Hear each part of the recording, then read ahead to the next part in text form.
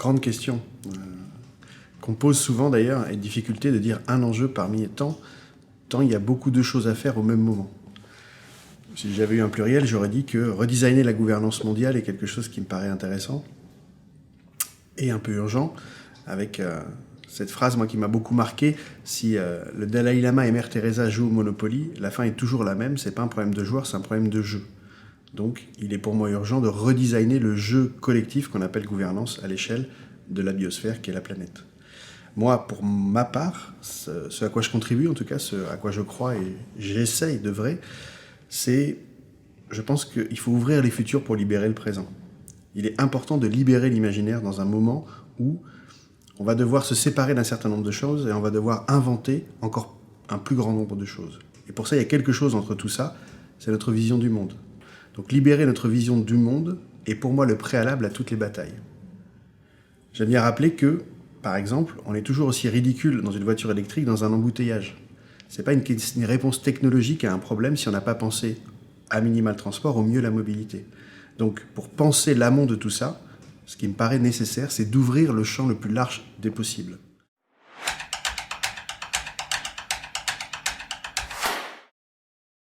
Je pense en effet que, nos imaginaires sont colonisés par plein de monde, notamment par les marchands. Les marchands ont colonisé même notre langage, notre sémantique. Regardez comment dans les années 80, dans les discours à la télé par exemple, on parlait du niveau de vie des familles, et comment maintenant on parle du pouvoir d'achat des familles. Ça induit pas les mêmes choses. Le pouvoir d'achat, c'est clairement une réponse ou un désir de la société de consommation. Le niveau de vie, c'était plus grand. Il y avait la dimension culturelle dans le niveau de vie, il y avait la dimension relationnelle. Donc, coloniser les mots, c'est aussi coloniser l'imaginaire qui va avec. Et puis, il y a un imaginaire qui est colonisé aussi par les médias, par la science-fiction, qui est de maltraiter le futur. Enfin, moi, je trouve que le futur, il est maltraité dans tous les sens du terme. Maltraité parce qu'il n'est pas bien traité, et maltraité parce qu'on lui fait du mal. Le futur, c'est souvent la réalité augmentée de ce qu'on a de pire. Les scénarios de science-fiction, je vous fais ceux des 50 dernières années, et certainement des 20 prochaines. Un scénario noir, game over pour l'environnement, des constructions verticales, et le seul îlot d'espérance qui reste dans le film, c'est souvent l'amour d'un homme et d'une femme, d'un homme et d'un homme, d'une femme et d'une femme. Choisissez bien la combinaison que vous voulez, mais notre espoir réside dans notre humanité. D'ailleurs, dès qu'un film de science-fiction met la capacité d'aimer dans la machine, c'est le film le plus flippant de la Terre, parce que ça nous enlève la dernière chose qui nous reste, c'est-à-dire aimer. Il y a assez peu de films qui vous montrent un avenir où il fait bon vivre, où la ville est végétalisée, où l'intergénérationnel est bien géré, où l'éducation se fait à la fois ouverte, dans les compétences, à travers soi, avec les autres, de manière multiculturelle, en apprenant ce qui a été et ce qui pourrait être. Il y a quelque chose qui n'est pas exprimé comme ça. Donc je pense que le futur, il y a une distorsion, finalement, dans son traitement, et on privilégie plutôt le scénario noir à celui du scénario souhaitable dont on parle à l'Institut des futurs souhaitables. Et donc, en gros, la prospective, ça sert à ça. Ça sert à ouvrir les possibles pour essayer de décider ici et maintenant en conscience.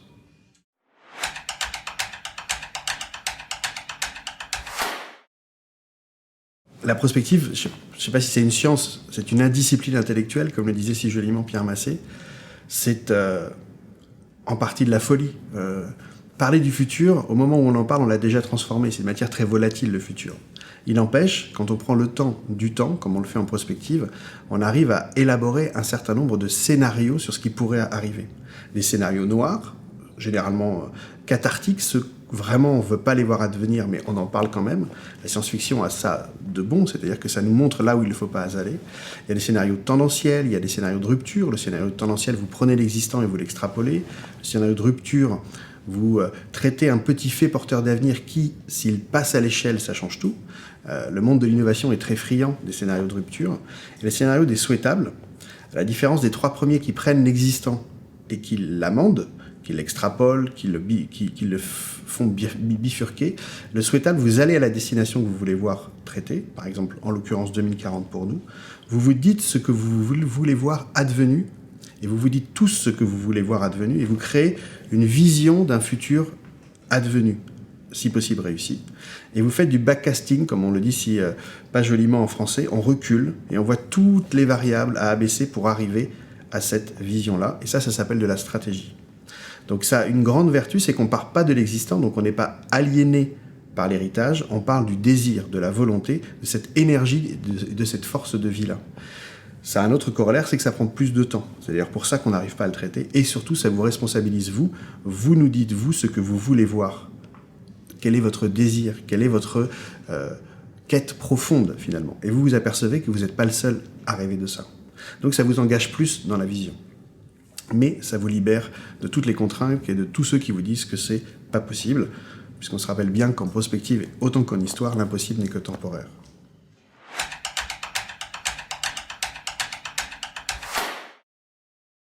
La pratique des deux disciplines, l'histoire et la prospective, finalement, moi je trouve que c'est un peu le même métier, sauf qu'on ne regarde pas du même côté. L'historienne ou l'historien, elle n'est pas avec Olympe de Gouges, Hypatie d'Alexandrie ou Magellan quand elle en parle. Elle prend un certain nombre d'éléments et de variables et elle en fait une histoire. La prospectiviste ou le prospectiviste, il n'est pas physiquement en 2040 quand il parle. Il prend un certain nombre d'éléments et de variables et il en fait également une histoire. Ce qui est intéressant, c'est que les deux peuvent changer l'histoire s'il y a une nouvelle variable.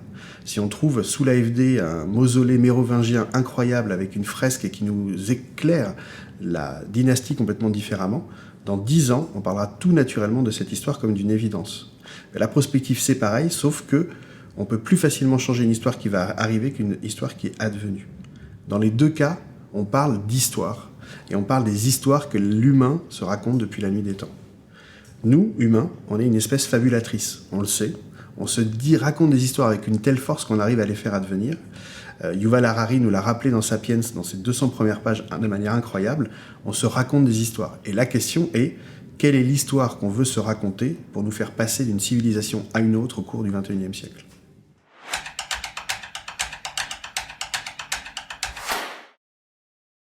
En tout cas, l'histoire a ce pouvoir de nous faire goûter une réalité qui n'est pas encore avec une telle force que ça nous donne les moyens d'y contribuer. Les vraies belles histoires réussies, c'est ça. Qu'elles soient d'ailleurs dans les deux sens. La force de l'utopie, d'ailleurs, c'est ça. C'est d'essayer d'éloigner l'horizon pour essayer de nous prendre, finalement, de nous donner une énergie de construction pour arriver à ce but-là. Donc, objectiver un désir, pour moi, c'est la grande force des histoires qu'on se raconte.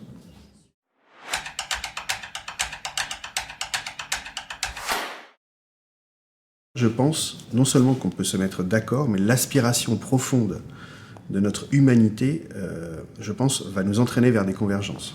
Je trouve que la période de confinement a été en ça quelque chose d'extrêmement intéressant. Donc, on a eu tous une sidération, on a fait ce qu'on a pu, ça a été traumatique, on a subi un certain nombre de choses, et il y a eu une phase où on a pris cette grande pause, non pas comme un cadeau, mais comme avec de la philosophie, ce qui nous a permis de faire l'inventaire de l'essentiel. Il nous a manqué des choses, et on aspirait à des choses. Et maintenant qu'on est dans un temps, je l'espère, de déconfinement, ou en tout cas, on peut réouvrir les cafés pour pouvoir se parler, moi je fais le pari qu'on a un peu tous envie de la même chose. Il nous a manqué l'intergénérationnel. On a craint pour nos anciens. On a eu envie de nature. On a célébré le service public. On a adoré, ou en tout cas on a été exalté par la solidarité nationale, alors que tous les scénarios catastrophes vous parlent de zombies qui mangent la dernière conserve qu'ils ont trouvée dans le dernier supermarché qu'ils ont dévalisé. Mais ça n'a pas été comme ça. Les circuits courts se sont développés, les solidarités se sont développées. Donc il y a quelque chose on a tous eu envie de ça, et il nous a manqué un certain nombre de choses. Et bien quand on a des manques et quand on a des envies communes, si on s'en parle, ça peut faire un projet politique, peut-être celui qui nous manque. Et comment arriver à ça, ça s'appelle de la stratégie. Et c'est là où c'est une philosophie de l'action, la prospective. Poser sa vision, ça nous invite à la réaliser, et donc ça nous invite à l'action.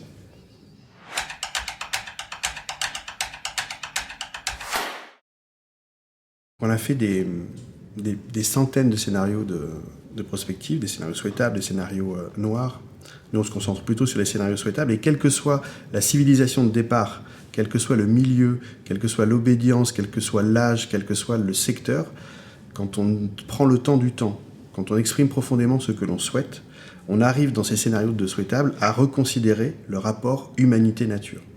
Ce rapport humanité-nature, qui en partie en Occident s'est structuré à la Renaissance, qui nous a émancipés d'un certain nombre de dogmes. On n'était plus le jeu de puissance plus grande que nous, qui nous instrumentalisait en fonction de leurs désirs. On était maître et possesseur de la nature, on était alpha et oméga de toutes choses, et en plus on s'est replacé au cœur de la Terre, même si on a relativisé notre place dans l'univers. Donc ça nous a permis de nous émanciper. Aujourd'hui, cette vision-là, force est de constater qu'elle est mortifère. Elle nous conduit dans une impasse tragique, comme l'a dit en son temps des philosophes lumineux.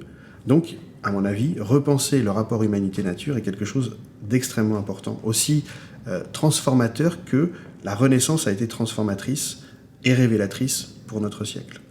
Donc se dire que nous sommes parmi l'environnement, que nous faisons partie de l'environnement, que nous sommes en symbiose avec l'environnement, est aussi transformateur que nous placer au cœur de toute chose. Et c'est cette révolution, cette évolution dans nos têtes d'abord, à mon avis, qui serait utile de faire pour essayer de voir le monde différemment. Et l'autre chose, c'est que la biologie revient dans les scénarios souhaitables par la nature, par la relation qu'on a à la nature, mais pas aussi l'inspiration que nous donne la nature. Léonard de Vinci le disait en son temps, « Va dans la nature, là est ton futur ». On l'a un peu oublié pendant 400-500 ans. C'est d'ailleurs pour ça que les peuples racines redeviennent d'actualité, parce qu'ils n'ont pas perdu ce lien avec la nature que nous, on a savamment coupé, et donc qui sont postmodernes. En tout cas, ils nous donnent un certain nombre de conseils. En plus, ils nous considèrent comme des petits frères, donc il y a quelque chose d'assez délicieux. Mais en tout cas, retrouver de l'inspiration à partir de la nature est pour moi aussi transformateur qu'à la Renaissance quand ils ont redécouvert l'antique. Donc si j'avais à résumer les nouvelles humanités au XXIe siècle pour être libre de choisir sa vie, il y aurait essentiellement un retour de la biologie qui nous permettrait de voir différemment le monde. Dans la biologie, vous avez eu des cours de biologie quand vous étiez petit.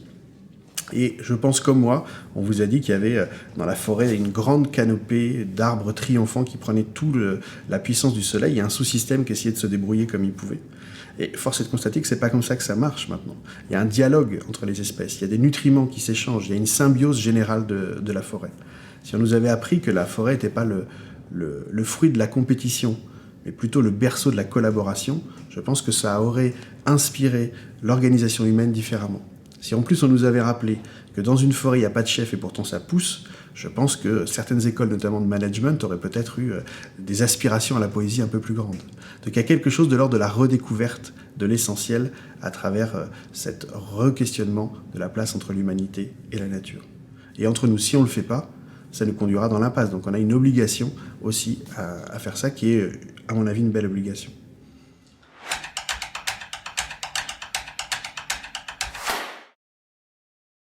Alors comment on passe d'une société de compétition à une société de collaboration ? Je pense qu'il y aura les deux qui vont cohabiter en fait. C'est pas juste de penser qu'il y a un monde d'avant et un monde d'après. À mon avis, comme dans la nature, il y a un monde d'après dans un monde d'avant. Dans une forêt, il n'y a pas une forêt puis une autre, il n'y a pas une révolution, il y a une évolution, il y a une forêt dans une autre. Et on est à ce moment-là de notre histoire commune de l'humanité. Il y a un monde qui meurt, un monde, on va dire, structuré au XIXe siècle avec une révolution industrielle, épanoui au XXe siècle, qui ne veut pas finir, puisque pour le coup il est triomphant, qu'on pense être ad vitam, alors qu'il est à l'échelle de la vie juste un pouillème, et on est en train de passer à autre chose. Donc on est en train, en prospective, d'observer cette forêt qui pousse, toutes ces germes qui sortent de terre, qui peut-être préfigurent la forêt d'après, et on est en train de voir que si on enlève l'humus, elles sont toutes interconnectées. Et donc toutes ces initiatives de co-quelque chose, co-living, co-révolution, co-working, co-sharing, finalement c'est très biologique. C'est de la symbiose face à une résilience générale. Et ceux qui encore préfèrent la compétition, ils ont mal lu la chronologie de la vie. Parce qu'en 3,8 milliards d'années d'expérience de vie que représente finalement la R&D de la nature, on voit bien qu'en période d'abondance, la compétition est un facteur d'évolution, mais qu'en période de rareté, la compétition est une perte de temps, voire une perte d'énergie, que la nature, si on pouvait l'objectiver, préfère la collaboration et la symbiose pour favoriser l'évolution. Mais on est à ce moment-là de notre aventure, sauf qu'on en a conscience et qu'on peut choisir un certain nombre de choses. Donc la symbiose, c'est pas quelque chose de l'ordre du militant, c'est quelque chose, à mon avis, de l'ordre de la survie.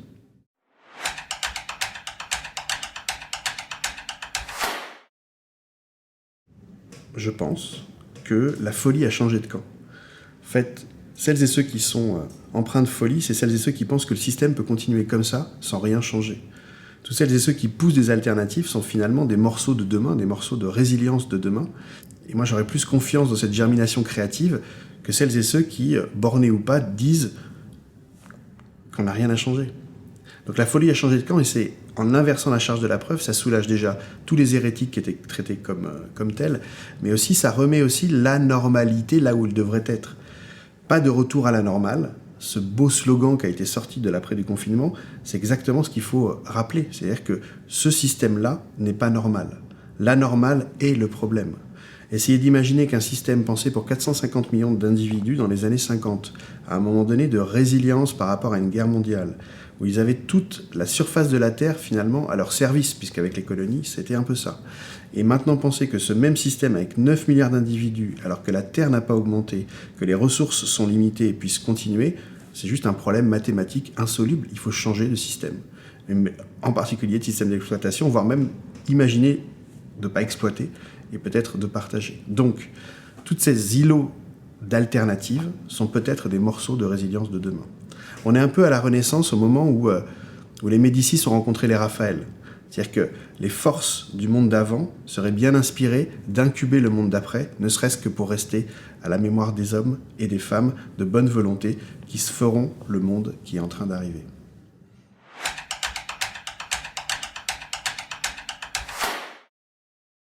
Il y a plein de livres qui m'ont marqué. Alors, un livre qui explique extrêmement bien la période, c'est La cause humaine du bon usage de la fin d'un monde de Patrick Vivray.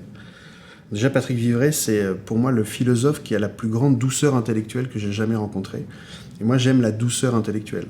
J'aime la bienveillance et la bienveillance. Et dans ce livre et dans ce personnage, vous avez les deux, en fait. Du bon usage de la fin d'un monde. Il faut bien se rappeler que la fin d'un monde, c'est pas la fin du monde. C'est peut-être même l'opportunité d'un nouveau monde.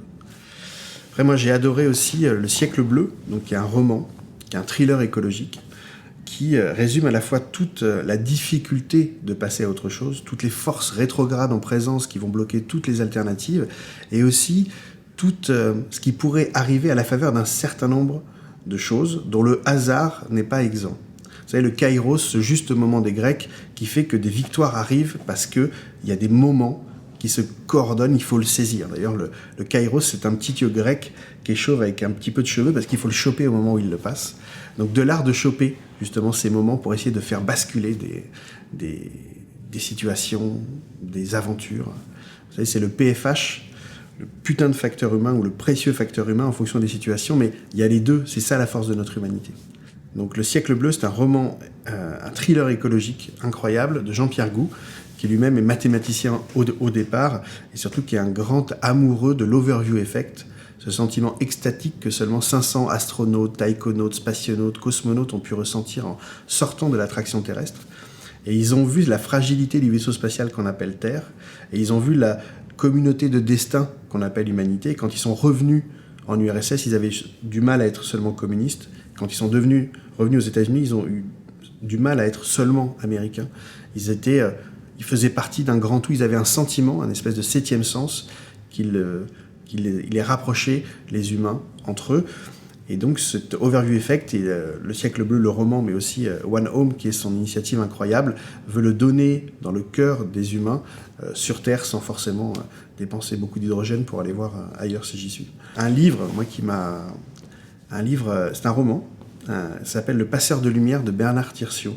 Donc Bernard Tirsiot, il a plein de qualités. Le premier, c'est qu'il est belge. Donc la grande puissance de la Belgique, c'est quand même de faire des hybridations incroyables, de ne pas se prendre au sérieux. Donc lui, il est à la fois maître verrier, il est homme de théâtre. Et surtout dans ce roman, qui se passe au XIIIe siècle, dans la fin du Moyen-Âge des cathédrales, c'est la quête d'un maître apprenti verrier qui, à travers l'excellence de son métier, essaye de se chercher lui-même. Et je trouve que dans notre société qui est un peu hors sol, se rappeler que l'intelligence de la main, c'est quelque chose d'important aussi, de retrouver un petit peu, de toucher les choses. Et surtout, moi, j'y ai trouvé ma devise, qui est que la pierre élève les hommes qui les érigent.